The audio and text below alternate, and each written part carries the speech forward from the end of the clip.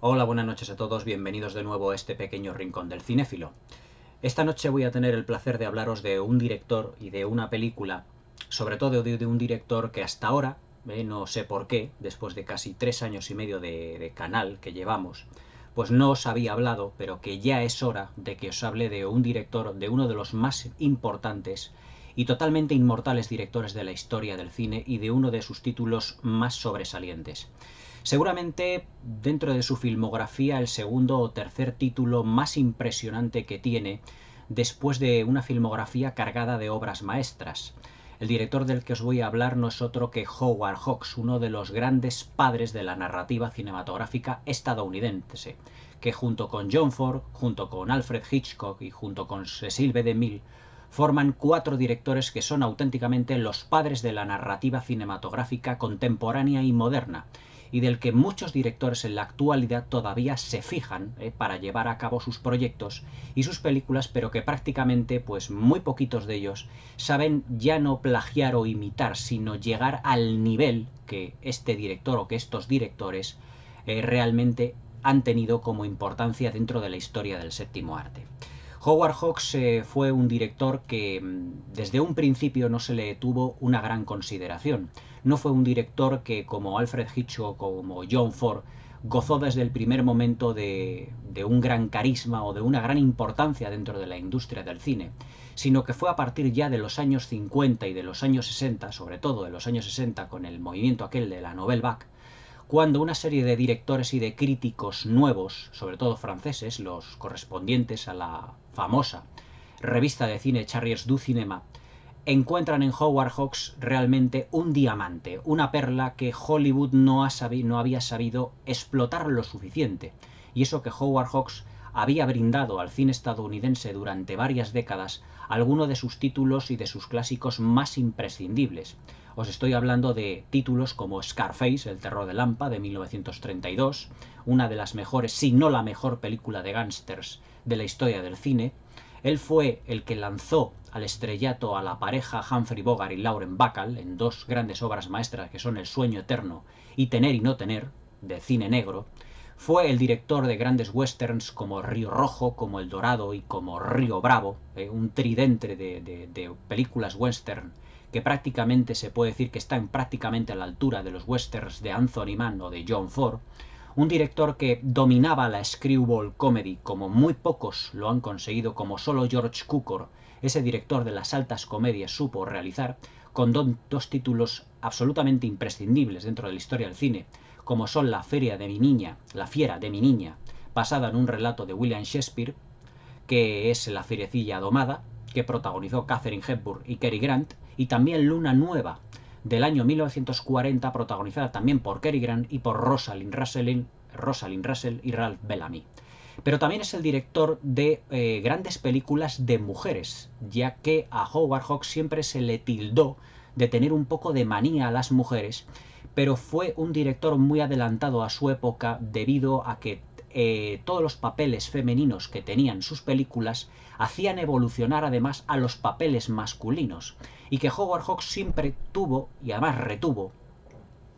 una gran importancia dentro de lo que era el papel fundamental de la mujer en sus películas. Por ejemplo, Los caballeros las prefieren rubias, donde Marilyn Monroe y Jane Russell han brillado como en pocas películas brillarían a lo largo de su carrera.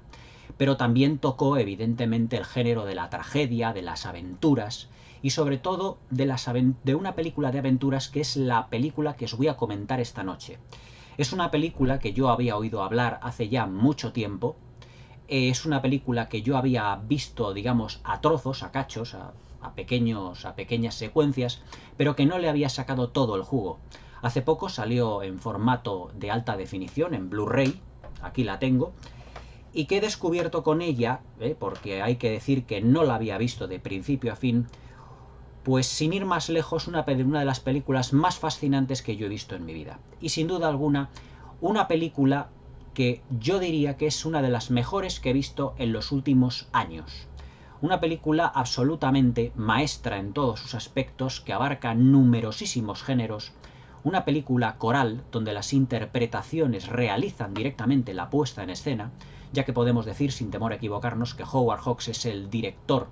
que crea por así decirlo, la puesta en escena basada en las interpretaciones de los protagonistas, es decir, la dirección artística y el diseño de producción tiene una importancia determinada para este director, aunque no es el elemento más importante dentro de sus películas, sino que el ritmo, el vertiginoso ritmo que imprime a través del montaje, pero sobre todo las relaciones humanas que hay entre sus personajes son los que definen el tono, la forma, el fondo y sobre todo, como ya os he dicho, la puesta en escena de las películas que él filmó. La película que os voy a comentar esta noche y que además está basada en un relato real que él vivió de joven, porque Howard Hawks fue piloto en la Primera Guerra, fue piloto de cazas en la Primera Guerra Mundial, bueno, de cazas, entendedme, de aviones en la Primera Guerra Mundial, y que su hermano falleció precisamente en un accidente de aviación, lo plasmó en un film que yo diría que es absolutamente único dentro de la historia del cine. Una película que daría para un vídeo de muchísimas horas para hablar, porque es una película absolutamente fascinante, única, que abarca muchísimos géneros. Una película que es un film para leer entre líneas, es una película cuyas interpretaciones pues prácticamente están pues por encima, por así decirlo, de todos los actores que conforman el elenco coral tan imprescindible y tan impresionante de este film. Pero sin más dilación os voy a enseñar el título de esta fascinante película que desde ya os recomiendo que la veáis, porque vais a descubrir, para los que no la hayáis visto, una película absolutamente única dentro de la historia del cine, un film totalmente imprescindible, y que para el título, o para, mejor dicho, la calificación de obra maestra, se queda corto, prácticamente. Para mí ya os digo que es la película más sobresaliente que yo he visto en años, porque no os voy a mentir, por primera vez la he visto ayer entera en toda su longitud. Son prácticamente 120 minutos, porque Howard Hawks no necesita más para enseñarnos todo el carisma, mejor dicho, todo el buen hacer cinematográfico que tenía este director y sobre todo el talento cinematográfico que tenía a la hora de plasmar historias. Es un director, Howard Hawks, que en esta película domina la narrativa y que está a la altura perfectamente de los más grandes de la historia del cine, como os acabo de decir, como os acabo de citar. Por ejemplo, Peter Bogdanovich, uno de los grandes estudiosos del cine y también director de cine, expuso que si John Ford, las películas de John Ford eran poesía, las películas de Howard Hawks eran, digamos, la prosa. Es decir, las películas de Howard Hawks, además, imprime el director un ritmo ágil, dinámico y vertiginoso como muy pocos directores han sabido dar. El otro día, cuando hice, por ejemplo, el homenaje a Richard Donner, os expuse que las películas de Richard Donner siempre tenían un ritmo más alto, más elevado, y que muchas de sus películas, por ejemplo Superman, sin ir más lejos, eran un auténtico tour de force narrativo, porque estaban ocurriendo cosas constantemente en la película, y que sus películas iban como un 20, un 30% a más velocidad realmente que la que otros directores realizaban. Pues se puede decir, sin temor a equivocarse, que digamos que no es que el Richard Donner fuera el Howard Hawks del cine moderno, más quisiera Richard Donner, pero que Howard Hawks siempre le imprimía un carácter, un ritmo a sus películas, un ritmo dentro de la gestión interna del propio film que les hacía completamente únicas. Sin más dilación os voy a enseñar la película de las que voy a hablaros esta noche, que se llama Solo los ángeles tienen alas. Esta película, desde ya, os la recomiendo que os hagáis con ella lo más rápidamente posible, en cualquier formato, por internet, que la veáis en Blu-ray, en DVD o como podáis verla, porque vais a descubrir una película absolutamente única. 2 horas en donde todos los sentimientos, las emociones humanas, se juntan para formar una montaña rusa de emociones y de sentimientos como muy pocas otras películas en la historia del cine nos han dado. Realmente, Solo los ángeles tienen alas está calificada como una película de aventuras, o como una película trágica, o de aventuras trágicas, ya que pues nos narra una serie de acontecimientos que todas están basadas, al igual que en las películas de John Ford, en los sentimientos y en las emociones humanas. Argumentalmente hablando, nos situamos, o mejor dicho, antes de hablaros del argumento, tenemos uno de los elencos de protagonistas más sobresalientes de la época. Estamos hablando de una película realizada en 1939, aquel año que muchas veces ya me habéis oído hablar, que se filmaron pues casi una veintena de obras maestras, como fue Lo que el viento se llevó, de Victor Fleming, como fue también El mago de Oz, del mismo director, como fue La diligencia, de John Ford, como fue Cumbres borrascosas, de William Wyler, como fue La vida privada de Elizabeth Yeatres, de Michael Curtis, como fueron muchísimos títulos, y dentro de todo ese conjunto tenemos Solo los ángeles tienen alas, de Howard Hawks, una película absolutamente única. Para los cinéfilos, para los que hayáis visto esta película, el nombre de Barranca seguramente os sonará mucho. Pero para los que no hayáis visto este film, el nombre de Barranca dentro de la historia del cine dice muchísimo. Me explico. El argumento de la película, que ya os digo que está basado en unos hechos de aviación que el propio Howard Hawks vivió de joven y sobre todo por la muerte de su hermano, el argumento es más o menos el siguiente. A un puerto sudamericano llamado Barranca, pues llegan una serie de barcos para el transporte de mercancías, y que además de ese puerto tiene además una especie como de aeropuerto de aviación, es decir, un conjunto de aviadores que lo que hacen es dedicarse a transportar dichas mercancías, como puedan ser plátanos, frutas, el correo, nitroglicerina, una serie de elementos para pasarlos de un lugar a otro, para llevarlos desde un punto A un punto B. Entonces, dentro de Barranca, de ese gran puerto, que además la película está rodada en un único gigantesco decorado de la Columbia Pictures, que Howard Hawks se encargó de supervisar, porque era otro de los elementos que Howard Hawks tenía dentro de lo que era la filmación de sus películas, es decir, el control absoluto de todos y cada uno de los elementos que conformaban sus films, sus películas, pues evidentemente supervisó un grandísimo y gigantesco decorado. Un grandísimo y gigantesco decorado en el que la acción, digamos que no tiene, digamos, una pausa, sino que toda está realizada a un ritmo muy ágil, muy vertiginoso y muy dinámico desde el primer momento, desde el primer fotograma de la película hasta el último. Además que se cierra con el mismo personaje. El elenco protagonista está formado por Cary Grant, uno de los grandes galanes del cine de aquellos años, en uno de sus mejores papeles, muy frío, muy calculador, pero que poco a poco, a través de una serie de acontecimientos, iremos viendo de que detrás de esa gran fachada que tiene el personaje de Cary Grant se esconde una persona de gran corazón. Jane Arthur, una de las chicas más atractivas dentro de lo que era el panorama hollywoodiense y una de las mejores actrices de los años 30, una muy jovencita, jovencísima Rita Hayworth, os estoy hablando del año 39, es decir, no estamos en el año 46, en el año en el que se realiza Hilda, sino que aquí Rita Hayworth, Margarita Carmen Cansino, como era su nombre auténtico, realiza un pequeño papel, pero que también está muy bien, y ahora os contaré cómo consiguió Rita Hayworth el papel en esta película. Y sobre todo un actor que realiza una dupla junto con Cary Grant, que le da un toque de buddy movie a la película, que es nada más y nada menos que Thomas Mitchell, es decir, el Gerald O'Hara de Lo que el viento se llevó, el padre de Scarlett O'Hara, o lo que es lo mismo, el médico borrachín de La diligencia. Es decir, en 1939, Thomas Mitchell realiza 3 papeles importantísimos dentro de su carrera, que son el Gerald O'Hara de Lo que el viento se llevó, el médico borracho de La diligencia y sobre todo un personaje totalmente inolvidable en esta película, que además tiene algunas de las secuencias más impresionantes y digamos terroríficas, hasta cierto punto terroríficas en este film, que es Thomas Mitchell. A Thomas Mitchell le hemos visto en multitud de películas, sobre todo en westerns. Acordaos, ya os comentaré, un western muy polémico de Howard Hawks, no Hawks, Howard Hawks,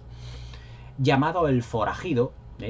que fue además, pues, digamos, un capricho de Howard Hawks para la explosión sexual del personaje de Jane Russell, que luego no lo fue tanto. Pero Thomas Mitchell en esta película hace de compañero, de amigo del personaje de Cary Grant, su mejor amigo, pero que parece hasta cierto punto una especie como de relación homosexual. Pero no llega a ser una relación homosexual, evidentemente. Estamos en el año 39, el código Hays establecido, pero no llega a ser evidentemente una relación homosexual, pero sí que es una relación de amistad muy fuerte. Una relación de amistad muy fuerte que se mantendrá desde el principio de la película, desde que los personajes se conocen años antes de empezar la película, evidentemente, hasta el final de la misma. Hablar de Los Ángeles tienen alas es hablar prácticamente del cine en estado puro. El cine en estado puro en el sentido de las mejores interpretaciones de cada uno de sus actores. Yo pocas veces he visto a Cary Grant realizar una interpretación tan contenida, tan fría, tan calculadora, pero también tan sobrecogedora en algunos momentos. También es hablar de una interpretación de Thomas Mitchell absolutamente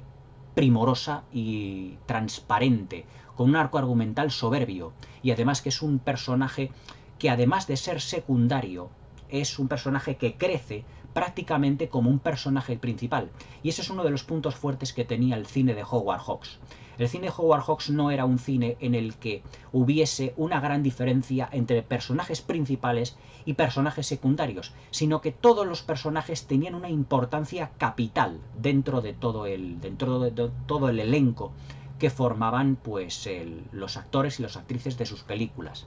Y luego un actor, que si me permitís el nombre no me acuerdo, se llama Richard Barthelmess, que ya había interpretado,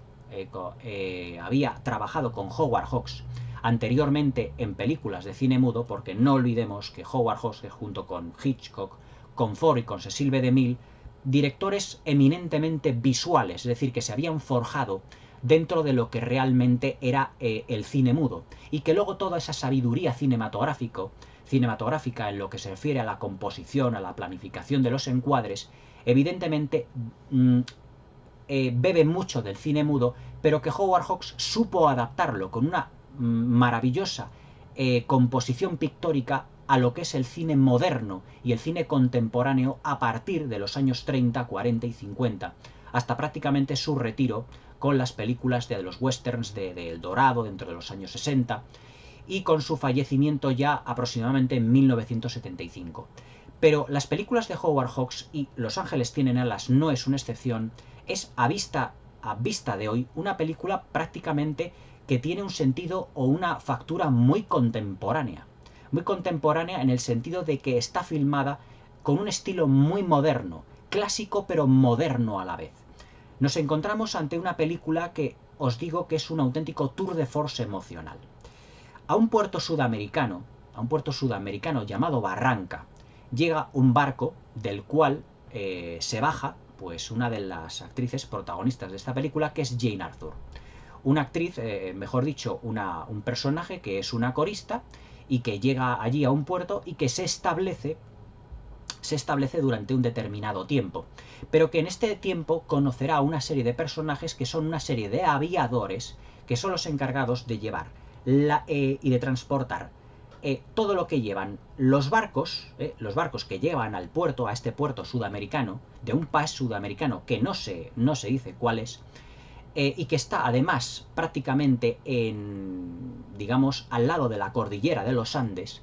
y que luego esas mercancías que transporta el barco son llevadas por avión a través de los Andes hasta otro punto, hasta otro destino diferente. Y es aquí donde va a estallar, digamos, todo lo que es la película en su extensión, y que ya no va a tener ningún punto en el que no vayan a dejar de ocurrir acontecimientos uno detrás de otro. Jane Arthur, por ejemplo, cuando llega al puerto de Barranca, pues se encuentra con un par de colegas, con un par de estadounidenses, porque ella está dentro de un puerto suramericano, con un par de estadounidenses que al principio pues intentan ligar con ella, pues porque ellos son personajes que están solos, digamos que no tienen relaciones con mujeres o apenas tienen relaciones con mujeres, pero que les incita a ver una mujer, pues digamos, norteamericana. Pero Jane Arthur aquí forja uno de sus papeles dentro de su carrera más complejos y más duros. Y luego ya os hablaré de la importancia que tienen los papeles femeninos dentro de las películas de Howard Hawks. Cuando Jane Arthur se entera de que estos dos personajes que andan detrás de ella son estadounidenses, pues decide quedarse con ellos y decide pues invitarles o estar con ellos, o mejor dicho, aceptar una invitación suya porque son pues de su mismo país, unos de Nueva York y otros de Kansas. Pero he aquí que ellos dos son aviadores, pero el jefe de estos aviadores es el personaje de Cary Grant. Un personaje que al principio de esta película se nos muestra con una gran frialdad. Que en uno de los acontecimientos posteriores de esta película se nos da a entender el porqué de su comportamiento tan frío y tan distante, tanto con sus compañeros de grupo, de equipo de aviadores, porque él tiene una pequeña empresa de aviadores, como con las mujeres también. Y es que él es el jefe, también aviador, de todo este transporte aéreo que realiza los cargamentos desde el puerto de Barraca hasta otros destinos. Pero claro, al estar en la cordillera de los Andes, pues claro, pues todos estos aviones que tienen que salir dentro de un país suramericano y además tropical, pues están constantemente impidiendo que salgan los aviones o saliendo como pueden debido a las inclemencias del tiempo, ya sea la niebla, ya sea la lluvia, pero ellos tienen que realizar su trabajo, ya esté lloviendo, esté nevando, haya ventisca, haya pues viento, haya niebla, ellos tienen que realizar su trabajo y no admite demora ese trabajo. Pero claro, cuando Jane Arthur llega allí, pues a uno de los chicos que ella conoce, pues Cary Grant le encomienda uno de los trabajos complicados, y es salir con lluvia, con niebla, a llevar una determinada mercancía hasta otro lugar. Además, para saber si efectivamente pueden atravesar la cordillera de los Andes, el puerto de Barraca está en continuo, por así decirlo, contacto con una pequeña cabaña que hay en los Andes, donde hay otro norteamericano, se supone que es otro norteamericano, que les va diciendo cómo es el tiempo atmosférico a la altura por donde tienen que volar los aviones aproximadamente o por donde tienen que pasar. Y constantemente están en una continua comunicación. Y he aquí el elemento totalmente aventuresco que tiene esta película, ya que constantemente están saliendo aviones de ese pequeño puerto que tienen, que no es solo puerto de mar, sino que también es un aeropuerto para que el transporte de esas mercancías vaya directamente de lo que es los barcos a los aviones. Entonces, a uno de los chicos que ha conocido Jane Arthur, que es uno de los pilotos, se le comienza una misión. Y en esa misión, pues evidentemente no carente de cierto riesgo, Cary Grant le dice que tenga mucho cuidado porque hay viento, hay lluvia y que también hay niebla según el puesto de los Andes en el que están realmente comunicándoles el tiempo atmosférico que hay. Este personaje invita a Jane Arthur a cenar y Jane Arthur, pues evidentemente para que esté motivado este personaje, pues decide admitirle una cena, pero después de que haya cumplido su trabajo. Pero he aquí que se masca la tragedia y este personaje no llegará nunca vivo, debido a que en una de las secuencias más impresionantes y con mayor tensión del film somos testigos cómo realmente van dando instrucciones Cary Grant a su piloto a través del puesto de Barranca, a través del puesto en la cordillera de los Andes, de que el tiempo es muy malo, de que tiene que volver, de que no puede aterrizar, de que una vez dejada la mercancía no puede llegar a un puesto, no puede llegar realmente a dejar la mercancía generalmente, y que tiene que dar la vuelta porque las condiciones climatológicas son muy malas. Pero claro, cuando está a punto este piloto de tomar tierra, Cary Grant le dice: no estés a punto de tomar tierra porque ni siquiera ves los focos de la pista de aterrizaje. Y aquí uno de los elementos en el que Howard Hawks realmente domina dentro de la narrativa cinematográfica, en una secuencia de suspense absolutamente extraordinaria, ya que en pocos planos Howard Hawks es capaz de contarnos con un gran suspense cómo este piloto lo va pasando realmente mal, hasta que llega a estrellarse por completo y no dejar ningún rastro casi del avión. Pero aquí es donde ocurre uno de los elementos en el que al espectador le deja completamente frío, y es que tanto el grupo de Cary Grant, es decir, Cary Grant y su grupo de aviadores y todos los personajes que conforman la película, excepto el personaje Jane Arthur, la chica que se acaba de bajar prácticamente hace muy pocas horas de ese barco que acaba de atracar en el puerto de Barranca, lo ve como todo como demasiada frialdad. Es decir, como si no les importara para nada de que ese piloto se ha estrellado, de que ese piloto ha dado su vida, de que ese piloto no volverá a vivir más. Y en una secuencia en la que Cary Grant tiene un bistec delante de la mesa en la que están comiendo, le dice Jane Arthur, ¿cómo puede usted comer ese bistec? Porque ese bistec iba a ser la comida a la que me iba a invitar el piloto que ha fallecido. Realmente una escena realmente extraordinaria de cómo, además, en un simple o en simples y sencillos planos, aparentemente, pero de una composición pictórica alucinante y realmente extraordinaria, somos testigos de cómo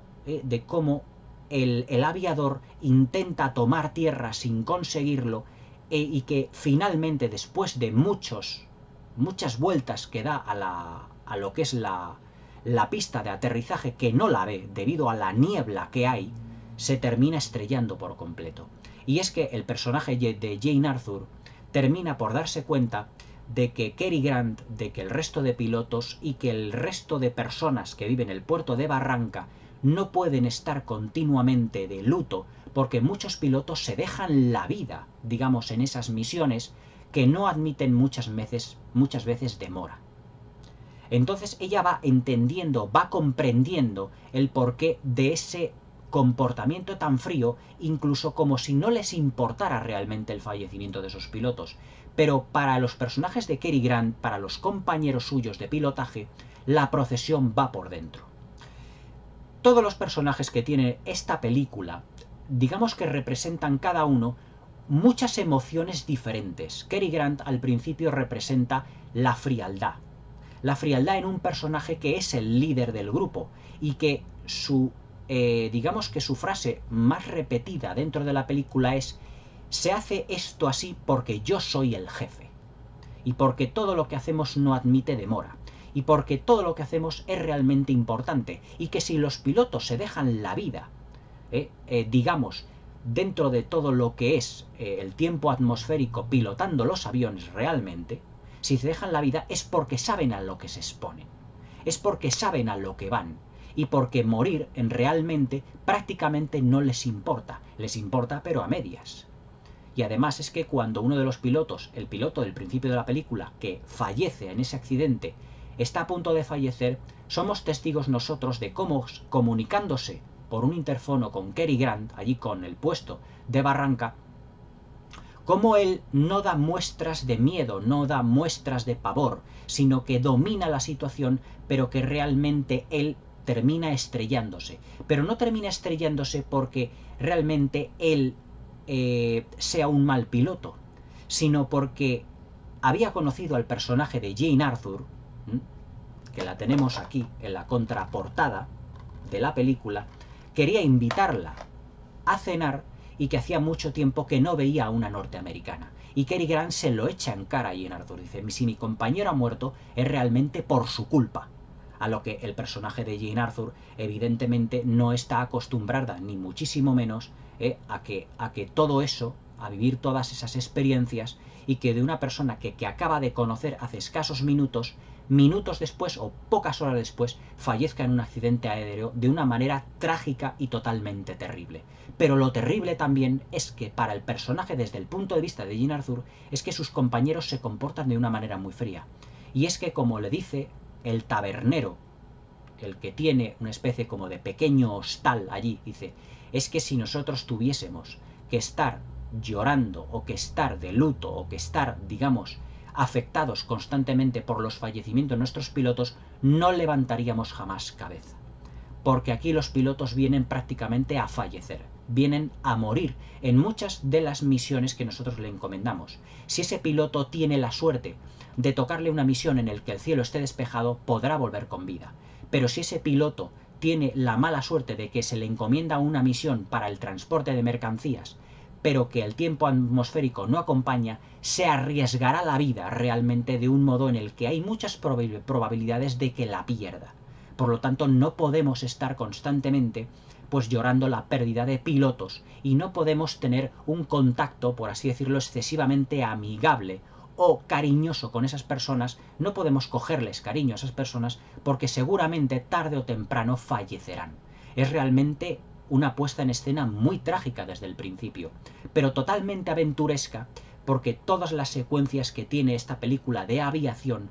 pertenecen como si fuera realmente a una película de aventuras. Y así lo veremos en el desarrollo y en el transcurso de todas las relaciones de los personajes que tengamos. Todos los personajes aquí en Solo Los Ángeles Tienen Alas tienen ya no solo un presente, que es el que se plasma en la película, sino que también tienen un pasado. El personaje de Cary Grant tiene un pasado, el personaje de Jean Arthur tiene un pasado, y sobre todo un personaje, ya no solo el de Thomas Mitchell, sino un personaje que es el que sustituirá realmente al piloto que ha fallecido, que es el personaje del actor de Richard, no me acabo de quedar con el apellido, de Richard Barthelmess, que ya os dije que había trabajado con Howard Hawks anteriormente, y que se nos presenta aquí como un personaje que tiene además un extraño pasado. Un extraño pasado porque él, en un alarde, digamos, de supervivencia o de instinto de supervivencia, él abandonó en una aviación, en una misión de aviación, se tiró del avión y dejó que un compañero suyo prácticamente se matase. Y que prácticamente todos los que están alrededor le conocen anteriormente, sobre todo el personaje de Kit, interpretado por Thomas Mitchell, y que evidentemente no le cae bien y que le toma por cobarde. Pero a medida que va pasando la película, este piloto, al que tachan al principio de cobarde, y cuya mujer es Rita Hayworth en esta película, va cobrando un gran protagonismo porque evoluciona de tal manera que el respeto de sus compañeros de aviación se lo irá ganando poco a poco, porque se vislumbra como un grandísimo piloto. Es más, Cary Grant, por el odio que tienen todos sus compañeros y por haber dejado a un compañero morir y él lanzarse prácticamente en ese instinto de supervivencia que muchas veces el hombre no puede controlar, evidentemente le proporciona las misiones más complicadas de toda la película, y que su mujer Rita Hayworth da la casualidad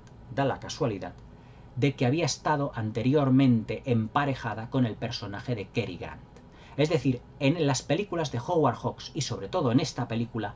el pasado vuelve al presente. Es decir, el pasado vuelve a tomar forma,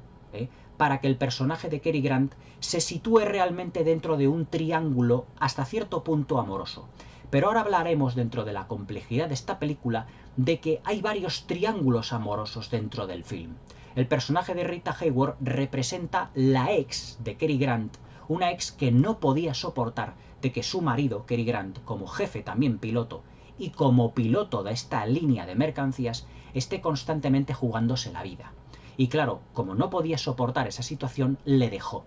Le rompió el corazón y he ahí de que Cary Grant se comporte de una manera tan fría con las mujeres en esta película. Por lo menos al principio del film. Pero que luego, además, está enamorada de este personaje que está tachado, digamos, de cobarde por el hecho del afán de supervivencia que tuvo, pero que poco a poco se revela como un extraordinario piloto capaz de rivalizar en maestría pilotando un avión con el mismísimo protagonista, con el mismísimo Cary Grant, ya que Cary Grant le da las misiones más complicadas, y para eso Rita Hayworth, que es un personaje que no podía soportar desde un principio estar casada, por así decirlo, con un piloto que se está jugando la vida, volvió a cometer el mismo error, se volvió a enamorar de un personaje, de un piloto de aviones, de un piloto de transporte de mercancías que también se juega la vida, pero que es un piloto que se revela a todas luces extraordinario. En una de las misiones, y además que es una de las secuencias más impresionantes jamás filmadas dentro de la historia del cine, y esto tengo que decirlo abiertamente y sin fisuras, se le encomienda la misión de ir a una especie de mina dentro de los Andes, dentro de la cordillera de los Andes, donde uno de los mineros hijo de uno de los mineros dentro de una mina, ha sido herido y que tiene que ser trasladado rápidamente al hospital de Barranca para que sea atendido, digamos, por un médico. Pero claro, tiene que aterrizar en una zona sumamente complicada. Pero claro, lo que es también traer al enfermo, al padre y a una serie de personas dentro de la avioneta, supone un sobrepeso para la avioneta. Y le da esta misión completamente difícil y casi suicida. Porque es un personaje al que todos le odian debido a ese pasado que tiene de cobarde, a ese estigma de cobarde que le han puesto sus compañeros anteriormente que ya le conocían. Este hombre se hace llamar Macpherson, pero que realmente su nombre es otro, para que le contraten sin saber su auténtico nombre, porque si saben su auténtico nombre no lo hubiesen contratado. Pues este hombre lo que hace es pilotar un avión de una manera realmente extraordinaria y en una de las secuencias más fascinantes de la historia del cine, tiene que aterrizar prácticamente en un montículo donde está la bajada a una mina, pero que tiene una localización para que aterrice el avión con una pista de... No es una pista de aterrizaje, sino que es un montículo de tierra. A ver cómo se las apaña este piloto para poder pilotar o manejar el avión para que pueda aterrizar en este pequeño montículo de tierra que tiene que hacer una pequeña maniobra para todo ello. Para esta secuencia, planificada de una manera extraordinaria por Howard Hawks, lo que hace Howard Hawks y su segundo equipo de unidad fue utilizar otro avión precisamente que llevase una cámara y además utilizase la misma velocidad, la misma orientación y además en un plano secuencia en el que el avión está en el centro geométrico del plano, en un formato 4:3, estamos hablando del año 1939, en un formato 4:3, en el que el avión está en el centro del plano y todo lo que es el paisaje va rotando 360 grados en una secuencia absolutamente extraordinaria. Extraordinaria. Una de las mejores secuencias que yo he visto prácticamente en una película. Hoy en día, pues todo esto se haría con efectos digitales, evidentemente. Y como prácticamente Cary Grant, que está en Barranca, y el piloto, que es el marido de Rita Hayworth, le va dando instrucciones como diciendo, bueno, vamos a ver si eres capaz de hacer todo esto, si eres capaz de llegar allí. Y este piloto va dando vueltas de una manera totalmente sutil, muy elegante, con el avión, en esos movimientos de 360 grados que yo os estoy indicando, con el avión estático en un plano secuencia extraordinario, es decir, cómo filmaba los planos secuencia Howard Hawks, y poco a poco va tomando tierra al lado de lo que es el puesto minero, pero además toma tierra al lado del puesto minero, pero que al lado hay un barranco. Pero es lo suficientemente buen piloto para girar en ese momento el volante del avión y que el avión, la cola del avión, gire 90 grados para que se quede el avión exactamente casi al borde del precipicio y avanzando unos pocos metros al lado de lo que es el puesto minero, de una manera de pilotar realmente maestra. Cary Grant realmente en ese momento se da cuenta de que, aunque ese señor fuese tildado de cobarde en el pasado, realmente es un extraordinario piloto y que no se puede dar a entender, no puede comprender cómo esa maniobra la pudo hacer como instinto de supervivencia. Y cuando volvemos a tener una secuencia cargadísima de tensión, es decir, porque ya vuelve, además, con el herido, con el padre, pero con un sobrepeso en el avión. Pero como no tiene además terreno para despegar suficiente, porque es un montículo, este extraordinario piloto lo que hará será caer casi en barrena para coger, por así decirlo, aeronáuticamente, digamos, impulso y luego subir hacia arriba. Y otra secuencia extraordinaria en la que vemos en el que el avión cae casi en barrena, este avión, para luego subir y volver de nuevo a Barranca, haciendo uno de los aterrizajes más perfectos que Cary Grant había visto. Es decir, que en ese preciso instante el personaje del marido de Rita Hayworth, de Richard Barthelmess, lo que hace es ganarse el respeto de Cary Grant, un respeto que todavía no se ha ganado a sus compañeros de grupo. todos los personajes, este es un pequeño ejemplo de que todos los personajes en esta película son realmente un tour de force narrativo. Es decir, todos ellos tienen su pasado, su presente, incluso su futuro dentro de la compañía. Pero que realmente tienen también un arco narrativo impresionante. Porque Cary Grant veremos a lo largo de la película cómo él es muy frío debido al daño que el personaje de Rita Hayworth le había hecho en el pasado, que vuelve al presente, vuelve a Barranca, pero que el personaje de Cary Grant ya tiene sentimientos frente al personaje de Jean Arthur, que al principio de la película se hace la dueña y señora de la película, pero que en mitad del film parece como si desapareciese, dando un especial protagonismo a Rita Hayworth, pero que al final de la película volverá perfectamente el personaje de Jane Arthur a hacerse con el control del film. Jean Arthur en esta película es una auténtica robaplanos, ya que su interpretación es también muy fría y contenida. Pero para acostumbrarse a ese mundo de la aviación, para acostumbrarse a ese mundo tan trágico de que esos personajes estén jugándose la vida, tiene que pasar por momentos realmente difíciles, como por ejemplo cuando Cary Grant está probando una de las mejoras en los aviones y lo que hace es, pilotando el avión, cae en barrena para luego tener que volver a subir. Y claro, como Jean Arthur empieza a sentir algo por Cary Grant, no puede contener los nervios y se marcha con las manos tapándose la boca a punto de vomitar. Lo que su amigo Kit, el personaje de Thomas Mitchell, dice: este es el pan de cada día aquí en Barranca y sobre todo en nuestra pequeña empresa. O sea que vaya usted acostumbrando si lo que quiere es conquistar el corazón del personaje de Jeff, del personaje de Cary, que interpreta a Cary Grant. El arco argumental de todos los personajes es realmente para estudiar en las escuelas, porque todos evolucionan de una manera paralela y, como os he dicho anteriormente, no hay prácticamente un actor secundario en la película. Todos tienen una importancia capital, es decir, Los Ángeles, solo Los Ángeles tienen alas, es una película en la que no sobra ni falta ningún personaje y todos los personajes tienen un momento cumbre.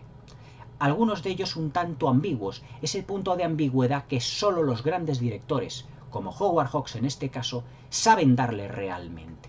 El personaje de Cary Grant desde un primer momento es frío porque las consecuencias de su trabajo así tienen que hacerle. Un personaje frío que no tome cariño a sus personajes, es decir, a sus subordinados, porque pueden morir en cualquier momento. Y es frío con las mujeres porque una mujer le dejó, el personaje Rita Hayworth le dejó anteriormente, porque realmente no podía soportar de que su marido estuviese jugándose la vida constantemente. Por lo tanto, el personaje de Cary Grant tiene un muro de hielo. Y ese muro de hielo será el personaje de Jane Arthur, el que poco a poco le irá picando y le irá conquistando el corazón realmente. Hay una secuencia absolutamente magistral y que parece más una anticipación a las screwball comedies que Howard Hawks también dominaría en los años 40, como Luna Nueva, también de Cary Grant, y La fiera de mi niña, también con Cary Grant. Y es que Cary Grant para mí es uno de los 2 o 3 mejores actores de todos los tiempos de la historia del séptimo arte. Como pues dentro de lo que es el compartimento, el apartamento, la pequeña cabaña que tiene allí, la pequeña habitación que tiene Cary Grant, Jane Arthur se cuela y lo que hace es prepararle una taza de café. Y claro, Cary Grant con la mano lo agarra 2 o 3 veces y acaba quemándose. Lo que acaba quemándose de una manera un tanto, pues, digamos, leve. Lo que arranca un poquito la comedia. Una comedia muy leve, pero que se agradece después de una película en la que estamos viviendo tanta tragedia y tanta aventura mezclada la una con la otra. La tensión además que maneja Howard Hawks en esta película es digna de las mejores películas de Alfred Hitchcock, ya que cada vez que uno de los aviones sale del aeropuerto de Barranca con mal tiempo, causa una sensación en el espectador de inquietud y de suspense porque no sabemos los acontecimientos que van realmente a tener en cuenta,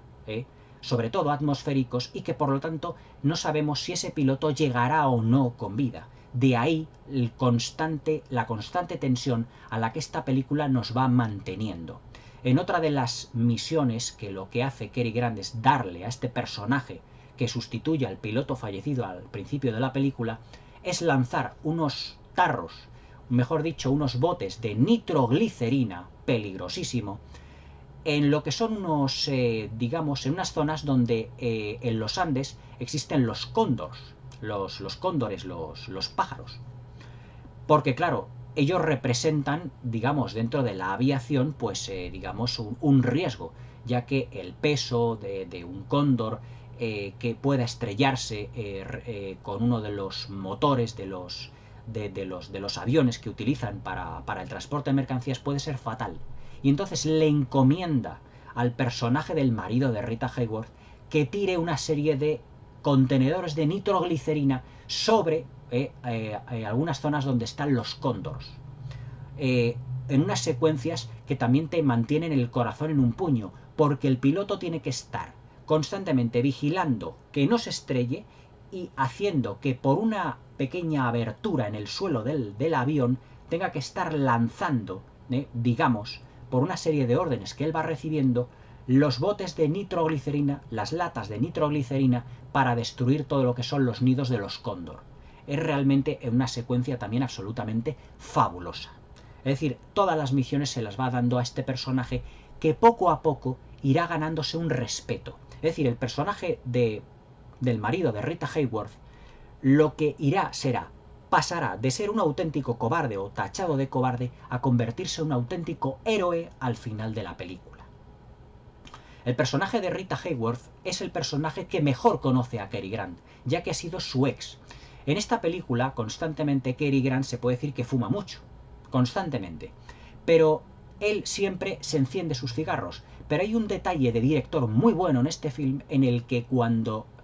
Cary Grant se lleva un cigarro a la boca en presencia de Rita Hayworth, ella es la que se adelanta y le da fuego para que encienda el cigarro. Como si ya le conociese, mucho mejor que el resto de sus compañeros, y que es una acción que repite cuando Thomas Mitchell ve al personaje del marido de Rita Hayworth, que es el cobarde, que había dejado morir a uno de sus compañeros, que se había lanzado al vacío, pero que luego os estoy contando que es un extraordinario piloto, en un plano sostenido en el que prácticamente Thomas Mitchell le taladra con la mirada, le dice: tú eras el que abandonaste a uno de nuestros compañeros, tirándote en paracaídas y dejándole morir. Claro, ese instinto de supervivencia no puede muchas veces ser paliado, no puede ser muchas veces controlado, pero desde el punto de vista de sus compañeros, él es un auténtico cobarde.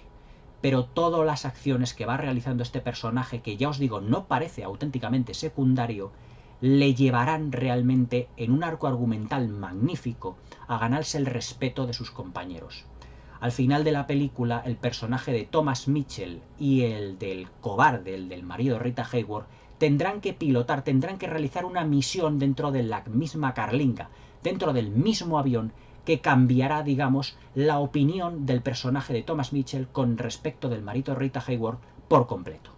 Pero claro, eso es una de las mejores secuencias de la historia del cine que quiero que descubráis vosotros mismos realmente de una manera más visceral.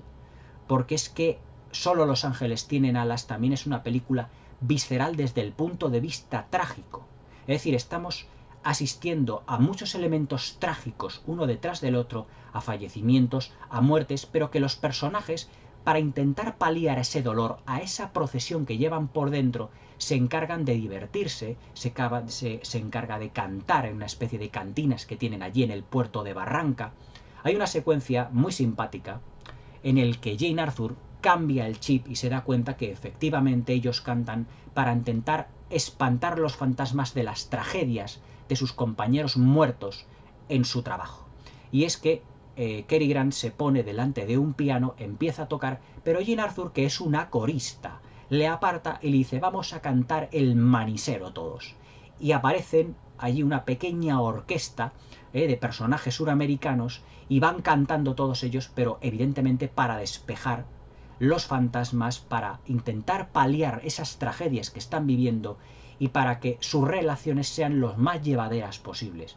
Todas las secuencias tienen, digamos, un elemento trágico y de congoja totalmente descorazonador, pero los personajes lo llevan por dentro de una manera absolutamente admirable. Los personajes de las películas de Howard Hawks no son superhéroes, aunque a nuestros ojos realicen maniobras que son absolutamente superheroicas, pero que son personajes comunes y corrientes. Es decir, el aviador del principio de la película que fallece en ese accidente tan sumamente trágico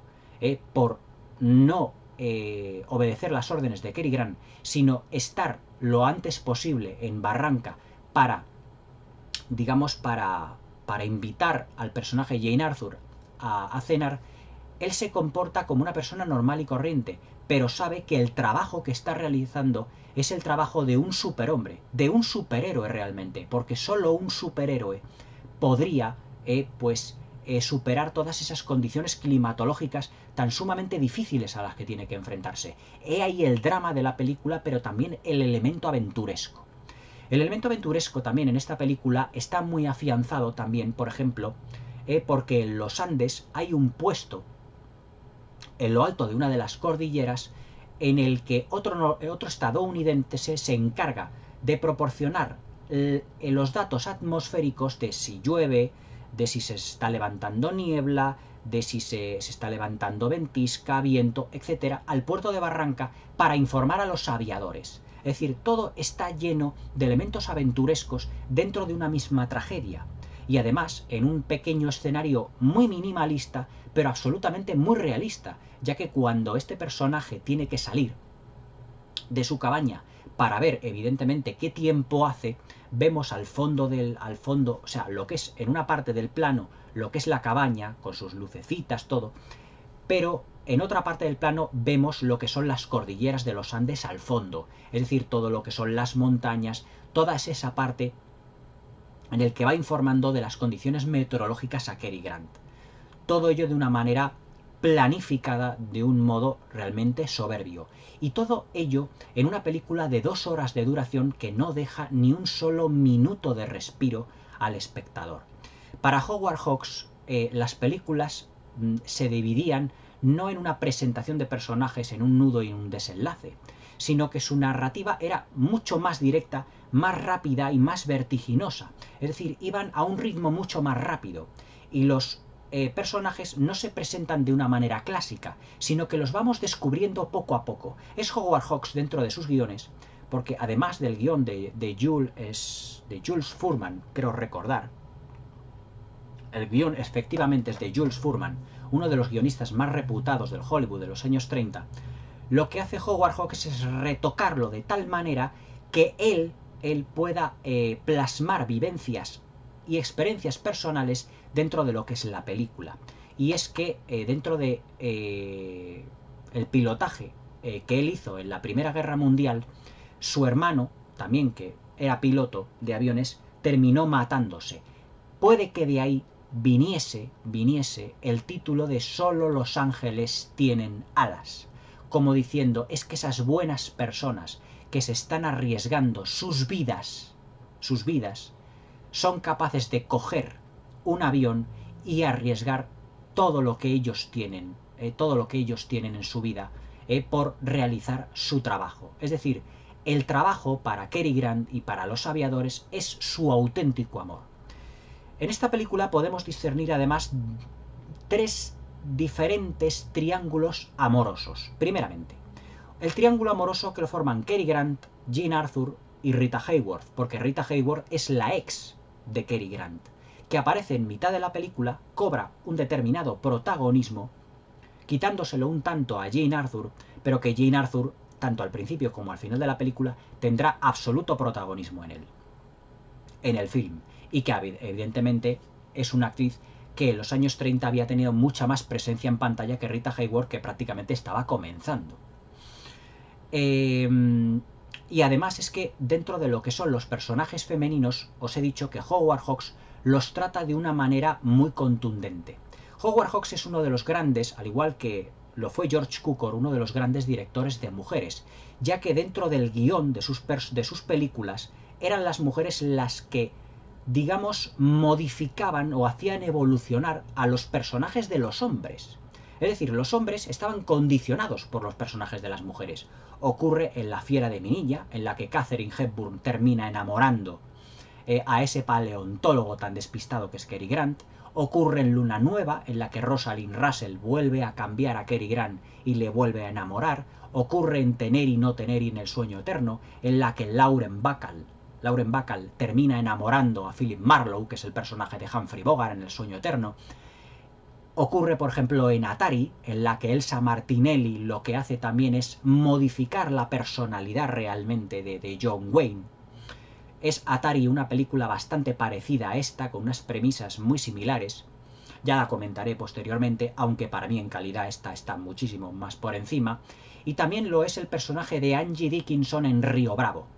que es el que hace cambiar al personaje de John Wayne, que también está condicionado tanto por Walter Brennan como por Dean Martin, en esa película, en ese western tan magnífico que ya comentaré un poquito más adelante. Es decir, las mujeres son un elemento primordial dentro de las películas de Howard Hawks, para que luego digan muchos ignorantes, muchos críticos ignorantes y no críticos ignorantes, que las mujeres no tenían un excesivo protagonismo en el Hollywood antiguo. Que se lo pregunten a Howard Hawks el protagonismo que tenían las mujeres y cómo condicionaban realmente la personalidad de los hombres. Un elemento que luego James Cameron copió en sus películas. Porque James Cameron, si os acordáis del vídeo que dediqué a director, del especial de directores a James Cameron, en Titanic, en Mentiras arriesgadas, en Aliens el regreso, en Terminator 2, es el personaje de la mujer el que evoluciona y el personaje del hombre el que es más estático. Y si evoluciona el personaje del hombre es gracias a la influencia del personaje de la mujer. Por ejemplo, hay un título muy conocido dentro del cine musical que es Los caballeros las prefieren rubias, protagonizada por Marilyn Monroe y por Jane Russell. Permitirme el inciso de la película, en el que se puede decir que Jane Russell nunca estuvo mejor y que uno de los papeles más simpáticos que hizo jamás Marilyn Monroe es precisamente Los caballeros las prefieren rubias. O sea, que luego no me vengan diciendo esos críticos mediocres que es que en el Hollywood antiguo no se trataba o no había grandes papeles para las mujeres. Muchísimo mejores, más profundos y que hacían no solo evolucionar a los propios personajes de las mujeres en sí mismos, sino a sus partners masculinos. El personaje de la mujer es fundamental dentro de la filmografía de Howard Hawks. Y en Solo los ángeles tienen alas también se puede decir que es un elemento primordial. Otro de los elementos también argumentales que en el que Howard Hawks demuestra una gran sutilidad y elegancia, es que cuando en alguno de los pilotos, cuando fallece, sus elementos personales que deja los da, digamos, Cary Grant, su jefe, para que sus compañeros escojan como recuerdo algunos de los elementos que tenían. Pero realmente, pues, ninguno de sus compañeros quiere tener ese recuerdo de un compañero que ha fallecido, porque le está recordando el drama de haber fallecido. Cuando el primer piloto de la película fallece, ese piloto tenía una pseudonovia, por así decirlo, una amiga, dentro de lo que era el puerto de Barranca, el puerto suramericano. Y es Jane Arthur la que coge el reloj que llevaba el piloto y se lo deja a esa novia, a esa amiga suya suramericana, en un alarde, digamos, de humildad que le da a Cary Grant. Es decir, no es Cary Grant el que le da ese elemento, ese reloj a la novia del piloto muerto, sino que es el personaje de Jane Arthur. Ese es un elemento primordial dentro de la evolución del personaje de Jane Arthur que hace evolucionar también al personaje de Cary Grant. Porque Cary Grant se da cuenta, evidentemente se da cuenta, de que Jane Arthur es un personaje especial, de que es una mujer que se preocupa por los demás y que lleva el fallecimiento de ese piloto, que ha muerto casi por su culpa, por invitarle a cenar y por querer aterrizar lo más rápidamente posible, por querer cenar con ella, lo lleva de una manera mucho mejor. Y que por lo tanto se da cuenta de que no es como el personaje de Rita Hayworth que le había abandonado anteriormente. La verdad es que Solo los ángeles tienen alas es una película, como os estáis dando cuenta, plagadísima de detalles argumentales, de evolución de personajes y sobre todo de capas de significación de cada uno de ellos, ya que ningún personaje sobresale por encima del otro, sino que todos tienen su elemento de importancia, todos tienen su elemento trágico, todos tienen incluso una pequeña vis cómica en algún punto de la película. Por ejemplo, el personaje del holandés, es decir, que es un barman, que está allí, el dueño del hotel, representa, digamos, la humanidad, porque él, a cada piloto que fallece precisamente en un accidente aéreo, en el transporte de mercancías, él llega a un momento que no puede soportar esos fallecimientos y se lo dice a Cary Grant, dice, es que llegará un momento que no podré soportar esta situación y me tendré a lo mejor que ir de aquí. A lo que Cary Grant le dice, es que tú viniste aquí y perteneces a este sitio, ¿a dónde vas a ir si no? Y claro, el holandés, que realmente pues sabe que él lleva razón, pues le dice, pues tendré que seguir soportando todo esto, todo este halo de muerte, pero a su vez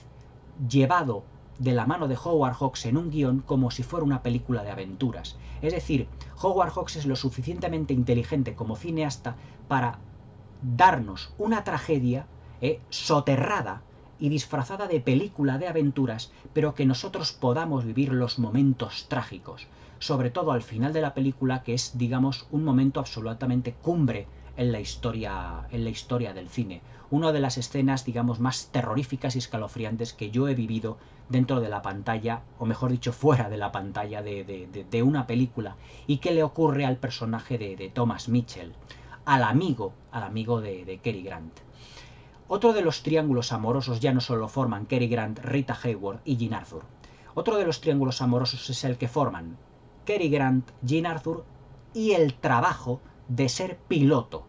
Porque en muchas secuencias Cary Grant, cuando hay una misión que realizar, él la vive realmente. Dice, tenemos que hacer esto, tenemos que hacer lo otro. Y empieza a organizar su equipo realmente con una energía sobrehumana. Y a Jean Arthur la deja como en un segundo plano. Aunque también esté sintiendo algo por ella, la deja completamente en un segundo plano, ya que su amor por la aviación lo que hace es dejarlo absolutamente todo. Una aviación que le puede costar la vida, pero que es realmente su auténtico amor. Y que si alguna mujer tiene que convivir con Cary Grant, tendrá que soportar, entre comillas, que él esté continuamente haciendo misiones, tanto él como sus hombres, en el que esa misión les puede costar la vida. Y el otro triángulo amoroso que hay es el que forman Cary Grant, Jean Arthur y el personaje de Thomas Mitchell. Pero no una relación de amor, sino una relación de amistad dentro del amor o de amor dentro de la amistad. Porque el personaje de Thomas Mitchell es también un piloto muy veterano, pero que ya la vista le falla y que no puede ver perfectamente. Cary Grant le hace una serie de pruebas a la vista, a la visión, y efectivamente le dice, te tienes que quedar definitivamente en tierra porque no vas a poder seguir soportando estos vuelos, porque no tienes realmente ya la vista perfecta. Ya han pasado muchos años, se conocen desde hace más de 20 años, y evidentemente no puede ya el personaje de Thomas Mitchell, ya que empieza a estar muy entradito en años, no puede pilotar un avión debido a su visión con la misma facilidad que como cuando era joven. Y se produce una de las secuencias más violentas en la película, porque Thomas Mitchell, pues al enterarse, pues se lía prácticamente a guantazos con todos sus compañeros, porque le van preguntando por qué se queda en tierra y por qué no puede volar. Pero él no es capaz, dentro de su orgullo, de decirles por qué no puede volar. Es decir, esta película también es una película de orgullos soterrados, de amor al trabajo, pero no poder realizar ese amor al trabajo por culpa de unas limitaciones físicas que condicionan a los personajes, tanto a él como a sus amigos, porque sus amigos también saben que es un excelente piloto, pero que ya no va a poder volver a coger ningún avión. Por eso os digo que Solo los ángeles tienen alas es una película que es un auténtico tour de force emocional, porque todos los personajes, a través de diversas tragedias y de aventuras, van viviendo sentimientos, van viviendo enamoramientos, emociones, escenas de suspense, secuencias de acción, realmente de una manera absolutamente magistral. Realmente Solo los ángeles tienen alas es un ejemplo perfecto de la gran maestría que tenía Howard Hawks a la hora de narrar. A la hora de narrar, Howard Hawks tiene una velocidad, un ritmo que tardaríamos mucho tiempo en ver en otros directores, incluso de años posteriores, pero realmente inferiores, como por ejemplo Billy Wilder. Billy Wilder, dentro de lo que era la comedia, también imprimía un ritmo muy rápido a sus películas. Por ejemplo, la película 1, 2, 3, protagonizada por Horst Bullshock y por James Cagney, donde es una película, es una suerte de screwball comedy, donde la acción es muy vertiginosa en lo que se refiere a los diálogos, porque van a toda velocidad. Pero es que en Solo los ángeles tienen alas, lo que es el ritmo, lo que es el dinamismo y la agilidad en los diálogos van a toda velocidad. No hay diálogo que no tenga en esta película, digamos, un discurso interior o un significado profundo. Es decir, todos los diálogos tienen un porqué, todas las situaciones tienen un porqué y además una consecuencia. Howard Hawks no solo le imprime un ritmo a la película, sino que le imprime a cada secuencia un porqué que será respondido en la secuencia posterior. He ahí también la magnificencia a la que se refería Peter Bogdanovich, cuando dijo que si John Ford es la poesía, Howard Hawks es, digamos, la prosa. El ritmo que le imprime a películas como esta, Solo los ángeles tienen alas, a La Fira de mi niña, a Río Bravo, al Dorado, a Los caballeros la prefieren rubias, a Luna Nueva, que es el ejemplo de screwball comedy perfecta. Ya comentaré esta película porque hay una secuencia en el que Cary Grant, Rosalind Russell y Ralph Bellamy están hablando los tres a la vez, atendiendo teléfonos los tres a la vez en una redacción de periodistas, que es absolutamente increíble cómo está filmada. Pues en esta película, digamos que todo eso está llevado al terreno de la tragedia y de la aventura. En una película que es, digamos, la quinta esencia de lo que es el cine de Howard Hawks. Es decir, el cine Howard Hawks se puede definir como ritmo, espectacularidad,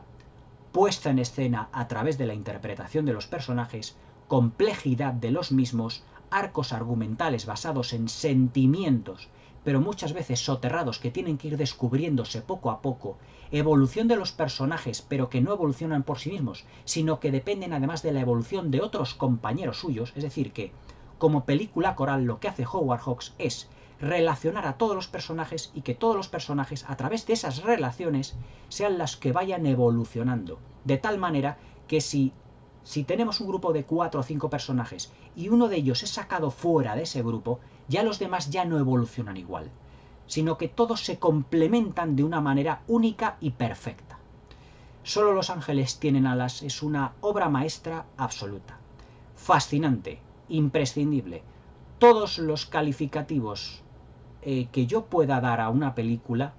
en lo que se refiere desde el punto de vista positivo, son aplicables a esta obra maestra absoluta que ya os digo, no debéis perderos bajo ningún concepto. Howard Hawks fue un director que ya os digo, no gozó de un gran prestigio. He ahí muchas veces a lo mejor la ceguera de determinados críticos o historiadores de cine,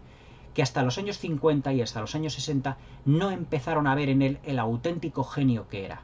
y que luego los historiadores le han metido dentro de ese cuarteto de directores inolvidables que son los que forjaron el cine y la narrativa del cine moderno tal y como la conocemos hoy en día, que son John Ford, Alfred Hitchcock, Cecil B. DeMille y Howard Hawks. Howard Hawks aprendió de John Ford,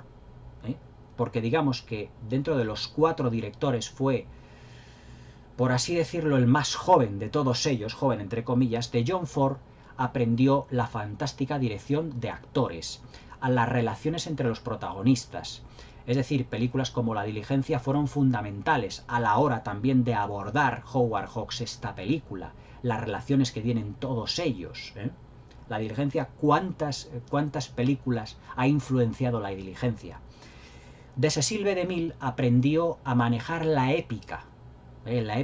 las secuencias, por ejemplo, no ya de épica en lo que se refiere a las secuencias de masas tipo los 10 mandamientos, sino la épica, por ejemplo, en las secuencias en las que vemos a los aviones despegar, en los que vemos la tensión cuando los aviones están sobrevolando los Andes, en unas secuencias fascinantes. Hay planos maravillosos en el que los aviones tienen que salir de las nubes y vemos todo lo que es las cordilleras, las puntas de las cordilleras de los Andes, con las nubes por encima, de una manera y de una fotografía absolutamente impresionante. Y eso de Cecil B. DeMille Y del cine de Alfred Hitchcock lo que aprendió evidentemente fue el suspense, a cómo manejar la tensión para que el espectador esté prácticamente así, con los nervios de punta, para ver si efectivamente ese avión es capaz de aterrizar en condiciones de seguridad o no. Todo ello concentrado en un solo director que es fundamental dentro de la historia del cine, que es el maravilloso Howard Hawks. ¿Qué mejor película para empezar la trayectoria aquí en el canal de Howard Hawks que con Solo Los Ángeles tienen alas? Técnicamente nos encontramos con otro prodigio de película. Es decir, la fotografía es una auténtica y absoluta maravilla. El uso del sonido, la fotografía en blanco y negro, y además que toda la película está rodada en un único y gigantesco decorado, supervisado, ya os digo, por el propio Howard Hawks, es tarea de uno de los grandes directores de fotografía, que si mal no recuerdo,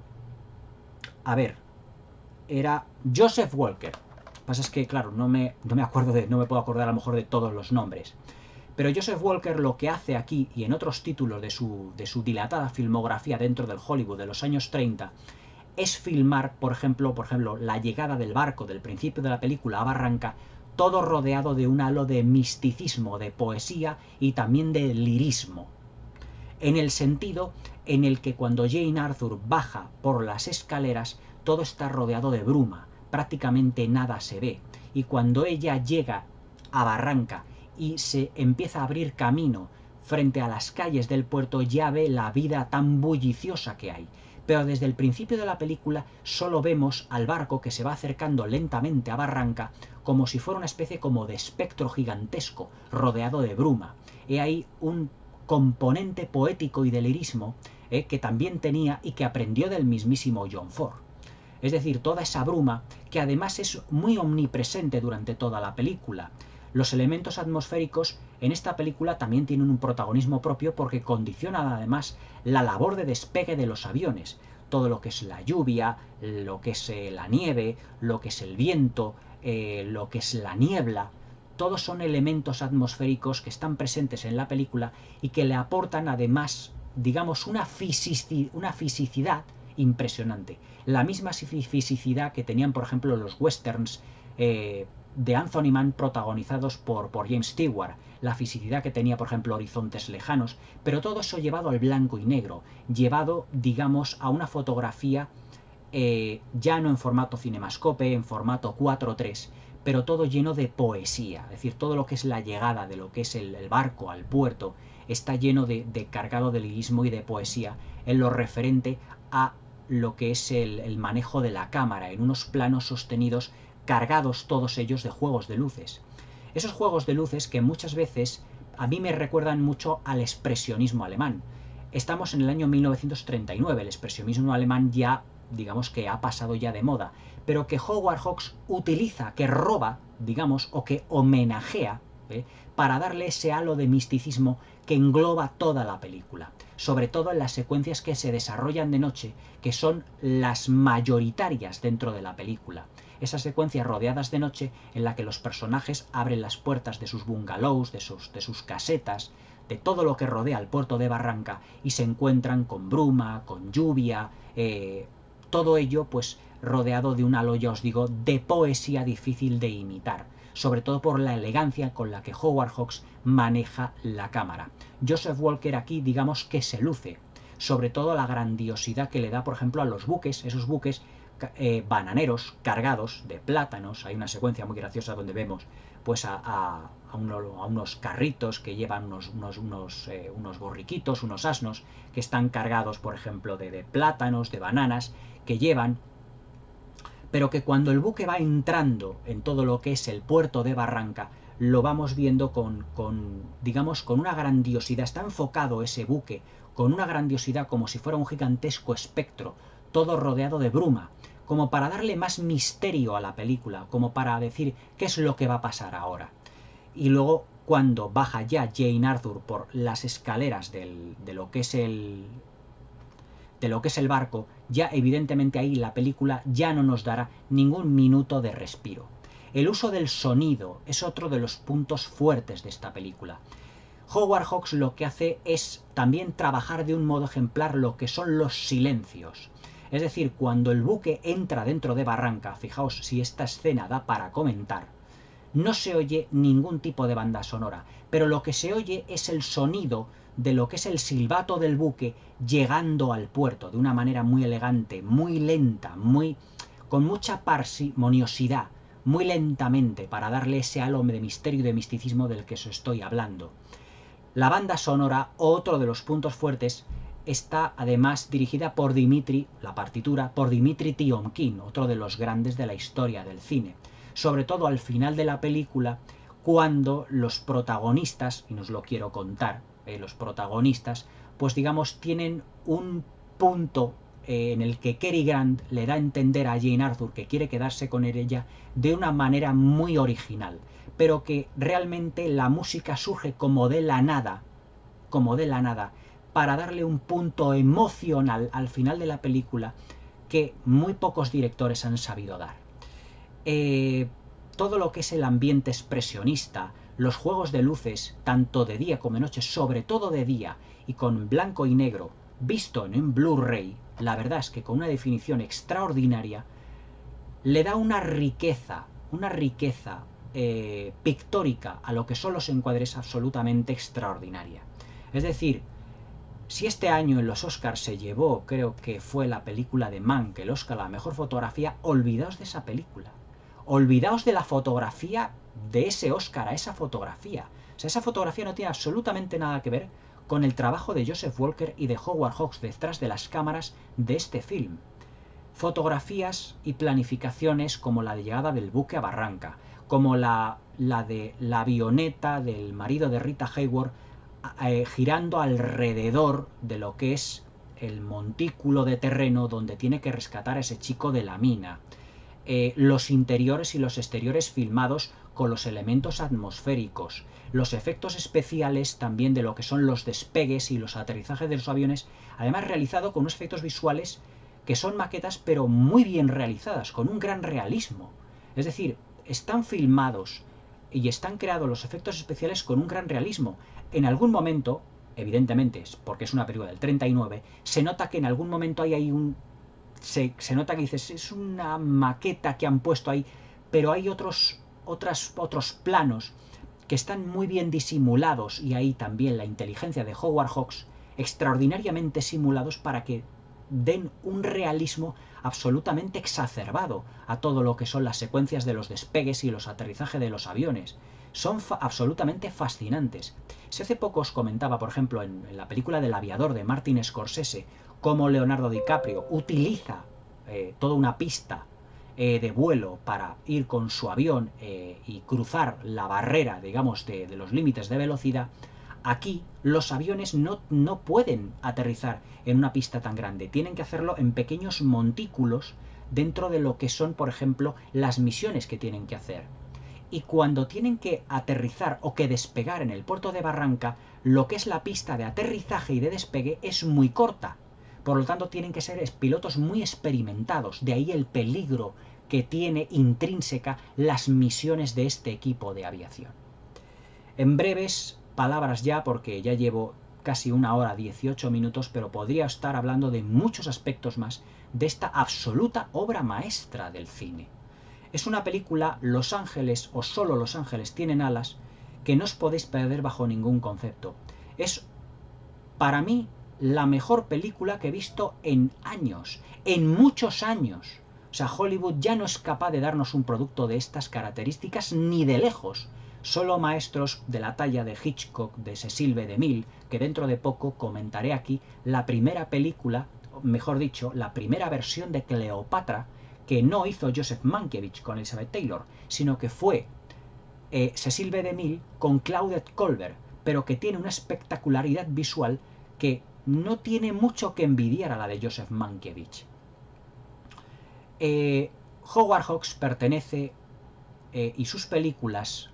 digamos, a lo mejor del cine de todos los tiempos. Solo Los Ángeles tienen alas es un ejemplo de la maestría de este increíble director totalmente irrepetible, que no fue tratado como debería haber sido desde un primer momento de su carrera, que el reconocimiento le vino posteriormente, pero que realmente nos dejó un legado de obras maestras absoluto. Es decir, dentro de los mejores directores de la historia del cine, Howard Hawks estaría en mi top 6, top 7 de todos los tiempos. Para mí, Howard Hawks es, junto con John Ford, junto con Alfred Hitchcock, junto con William Wyler, junto con Steven Spielberg, junto con Cecil B. DeMille, y el sexto podría ser perfectamente o Stanley Kubrick o Howard Hawks. Yo os voy a decir una cosa, para mí Howard Hawks es un director bastante más completo que Stanley Kubrick, pero comparte con el director neoyorquino en el que Howard Hawks y Stanley Kubrick tienen obras maestras por cada uno de los géneros en los que ellos realmente trabajaron. Pero Howard Hawks no tenía, por así decirlo, la frialdad en los personajes que sí tenía a veces Stanley Kubrick. Stanley Kubrick se preocupaba mucho de la técnica, pero es que Howard Hawks no solo era técnica, eran relaciones humanas, eran evolución de personajes y es puesta en escena no al servicio de una dirección artística, sino al servicio de una interpretación, al arte de la interpretación de los actores que él completamente dominaba. Howard Hawks y Solo los ángeles tienen alas. Una película incuestionable que para mí es una de las 20 mejores películas de la historia del cine. Así, como os lo tengo que decir, no os la perdáis bajo ningún concepto. Una recomendación imprescindible que os hago. Esta película es una auténtica maravilla y todos los halagos que se hagan de ella, todos los estudios que se hagan, porque yo conozco, no tengo, pero he visto libros que en su día pues no les presté excesiva atención, pero que ahora sí lo voy a hacer, que esta película, desde su filmación hasta nuestros días, ha hecho correr auténticos ríos de tinta en lo que se refiere a relaciones humanas, a complejidad de personajes, a la tensión, a los sentimientos, a las emociones, a la puesta en escena, a la fotografía, al uso del sonido, a la banda sonora, a la dirección artística, a la puesta en escena, al tono, a la forma y al fondo. Esto es una obra maestra incuestionable de la historia del séptimo arte. No os la perdáis bajo ningún concepto, hacedme caso. Solo los ángeles tienen alas. ¿Por qué le pondría Howard Hawks este título? Pues seguramente por su hermano fallecido también en un accidente de aviación, porque él le querría mucho. Y porque los que fallecen en esos accidentes de aviación dentro de la película son personajes que realmente no temen a la muerte. Y al no temer a la muerte, se transforman seguramente en ángeles en el cielo. Un cielo realmente que llegaron absolutamente a dominar en esos vuelos prácticamente imposibles, en condiciones atmosféricas y climatológicas también imposibles e increíbles de poder deducir. Solo los ángeles tienen alas, de Howard Hawks, de 1939. No os la perdáis bajo ningún concepto. Si no la veis, no sois dignos de llamaros cinéfilos. Hasta mañana.